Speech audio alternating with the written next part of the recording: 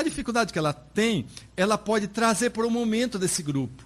Esse grupo, que tem um funcionamento quinzenal, ele tem um momento de qualificação do trabalhador e tem um momento onde o trabalhador vai trazer sobre as questões que ele está enfrentando, difíceis, ou sobre novidades, coisas muito positivas que ele desempenhou na sua atividade e que são importantes serem socializadas para os outros companheiros que estão na casa trabalhando em outros grupos do serviço assistencial espírita.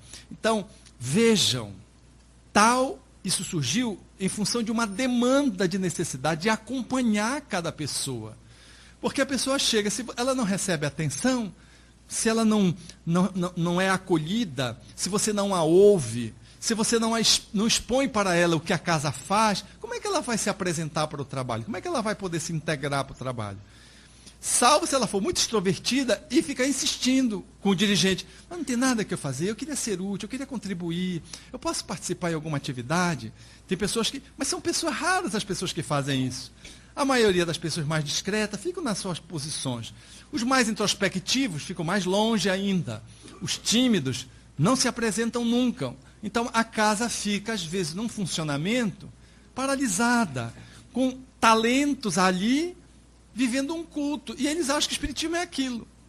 Então, penso que, a partir dessa ação da direção da casa, nós vamos trazendo as pessoas para a atividade voluntária e elas vão se transformando num trabalhador, vão se formando num trabalhador. Vão, naturalmente, para atividades mais específicas, elas são treinadas. Ninguém vai botar uma pessoa adulta para evangelizar a criança simplesmente porque ela é professora na escola. Porque ela não tem ainda a competência para lidar com a evangelização infanto-juvenil, por exemplo. Ela é uma professora que lida com jovem, com muito desembaraço, mas ela não conhece ainda a proposta do centro espírita. Então, ela não pode ser colocada como monitor da juventude, mas ela pode ser integrada na equipe para depois ser treinada e depois galgar essa posição de ocupar esse espaço que é mais especializado, que requer habilidades específicas do trabalho, do grupo etário que ela vai trabalhar, da finalidade daquele trabalho, porque é um trabalho espírita, está na vertente da concepção espírita, então tem objetivos muito específicos. Há coisas, atitudes, conteúdos que colidem com o pensamento espírita, que a pessoa tem que estar atenta. Então, tudo isso vai ser regulado de acordo com o tempo de integração que essa pessoa vai fazendo, a partir do acolhimento inicial, até ela poder desenvolver atividades mais específicas e mais complexas, e espíritas no sentido de especificidades mais idiosincrásicas do centro espírita, quando ela tiver um tempo de funcionamento e for devidamente treinada para isso. Eu participo já há 15 anos dentro dessa doutrina.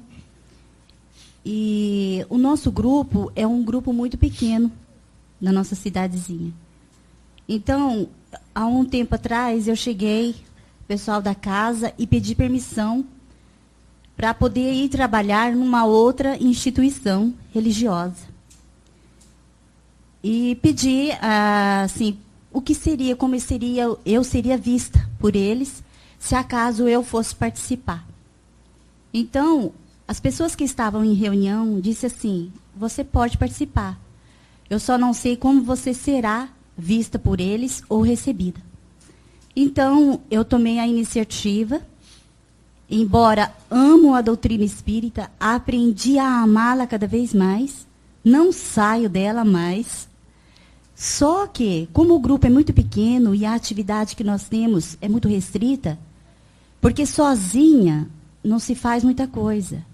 Então, para mim sair, deslocar de um lugar, ir num hospital, ou ir fazer uma assistência de visita a um doente, ou uma outra atividade, geralmente se vai em 2 ou 3 pessoas. Individualmente é muito difícil. Então, como tem a pastoral da saúde na nossa cidade, eu voluntariamente me inscrevi para fazer essa parte.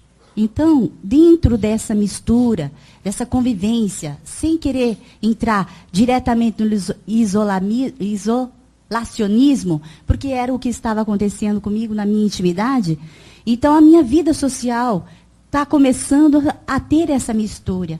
Eu gostaria de saber qual é a minha posição real dentro dessa ação social de convivência com a doutrina espírita, e embora participando dessa atividade da Pastoral da Saúde dentro da Igreja Católica.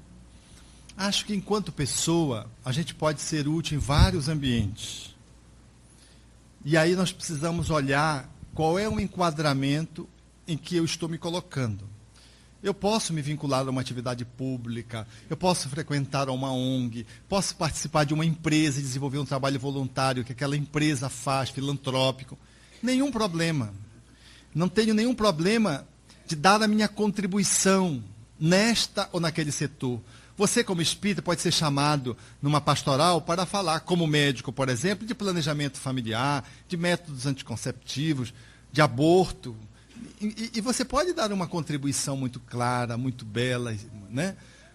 O que não pode é, dentro do centro espírita, eu desenvolver atividades que colidem com a finalidade do pensamento espírita. Então, vou dar um exemplo bem simples, para dizer da nossa percepção. Então, nós estamos lá, um companheiro chega de boa vontade, na época do Natal, traz um Papai Noel, vestido a caráter. Então, isso colide com o pensamento. Nada contra o Papai Noel, mas tudo a favor do aniversariante. Enquanto a pessoa traz o Papai Noel, ela ocupa um espaço de reflexão e nos dá a dimensão do quanto nós estamos ainda distanciados de um discurso social, alienados de uma realidade posta pela sociedade.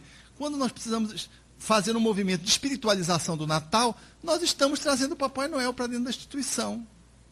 Ah, mas foi lúdico. Sim, ainda que seja lúdico, mas nós não podemos fazer essa ludicidade sem colocar o Papai Noel, sobretudo o Papai Noel em Belém, porque aqui ainda é frio, né? O Papai Noel em Belém, vocês imaginam aquela roupa. Gente, é um crime até contra o Papai Noel. Então, nós temos esse cuidado. Os voluntários que trabalham no serviço assistencial espírita, nem todos eles são espíritas. Há companheiros com competências que dão as suas contribuições nas equipes de trabalho.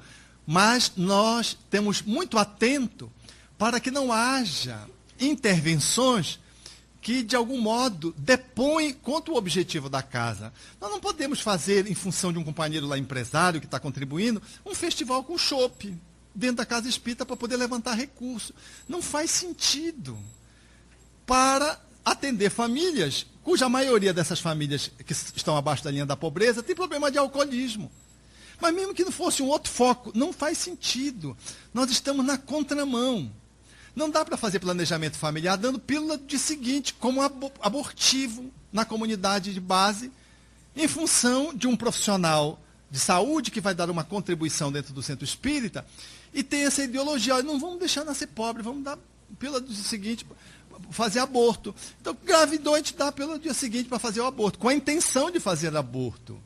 Então, não dá. São essas coisas que a gente tem que ter o senso das proporções para que o nosso trabalho ele esteja aberto às outras contribuições, mas ele não se descaracterize enquanto seus objetivos fundamentais.